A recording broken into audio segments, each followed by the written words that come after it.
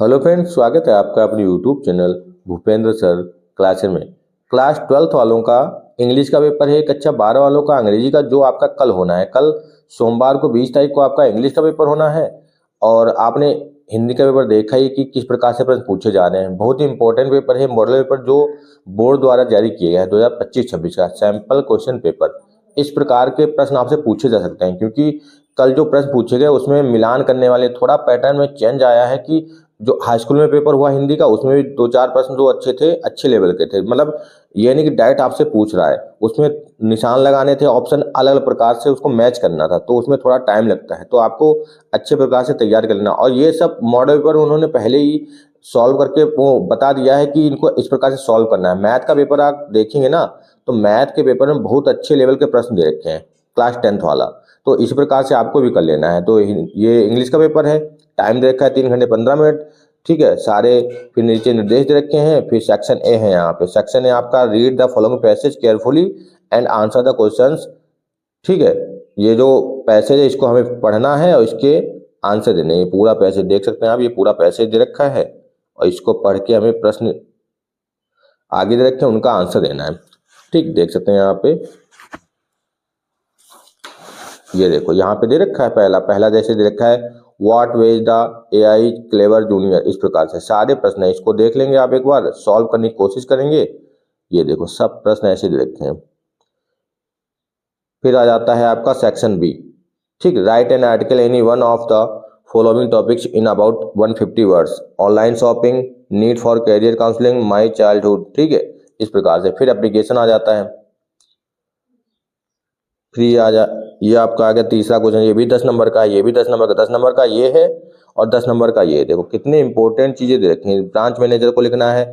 ठीक, ये दे रखा है। सेक्शन सी में देखो ग्रामर में क्या है, ये ग्रामर दे रखी है यहाँ से। उसके बाद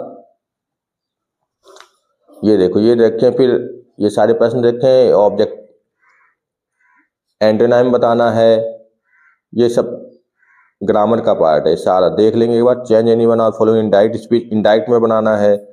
change in any indirect speech हो गया। उसके बाद ये देखो, ठीक, सारे प्रश्न बहुत इंपॉर्टेंट है भाई, इसमें से पूछ सकते हैं बहुत सारे प्रश्न। फिर ये आपका आ जाता है यहाँ पे। ठीक है, इसमें मीनिंगलेस क्लियर, मतलब क्लियर करना था कि इसका मीनिंग क्या होगा। और फिर आपकी स्टोरी आ जाती है। स्टोरी में देख सकते हो कि स्टोरी में क्या है। स्टोरी में मधुमेह आजकल एक आम व्याधि हो गई है। ठीक है, डायबिटीज के बारे में, शुगर जो होता है, अत्यंत युवा व्यक्ति से लेकर वृद्ध तक इससे पीड़ित है। इसकी हमें स्टोरी बनानी इंग्लिश में इसको। फिर सेक्शन डी आ जाता है लिटरेचर में। फिर प्रश्न आपके दिए हैं, यहाँ से आपको आंसर लिखना है। ठीक, ये देखो 4-4-8 नंबर के हैं। ये देख सकते हैं 7वें का पहला है और उसके बाद है यहाँ पे 7वें का ए है अथवा करके, फिर बी भी दे रखा है और करके, फिर answer any one of the following 80 words. ये हमें 80 शब्दों में इसका आंसर देना है। ठीक है, 8वें का पहला क्या है, any one of the following in 80 words. ठीक है, ये 80 वर्ड्स में हमें आंसर देना है। फिर उसके बाद दिया है 9वां number, read the following carefully and answer the question. ये भी दे रखा है। ठीक, ये प्रश्न दे रखा है, ये देखो, ये सब पूरे पेपर दे रखे हैं, सारे प्रश्न देखो। यहाँ पे ये 9 नंबर था, 9 के बाद आपका ये आ जाता 10वां number, write in central idea. अब आपको सेंट्रल आइडिया एक तैयार कर लेनी है। Any one of the following poems, A thing of beauty and Jennifer tiger. ये इस प्रकार से। फिर ये प्रश्न फिर दे रखे हैं, answer following question in 40 words. और ये देखा लॉन्ग में लास्ट में 7 नंबर का। तो ये पूरा पेपर आपको तैयार कर लेना है।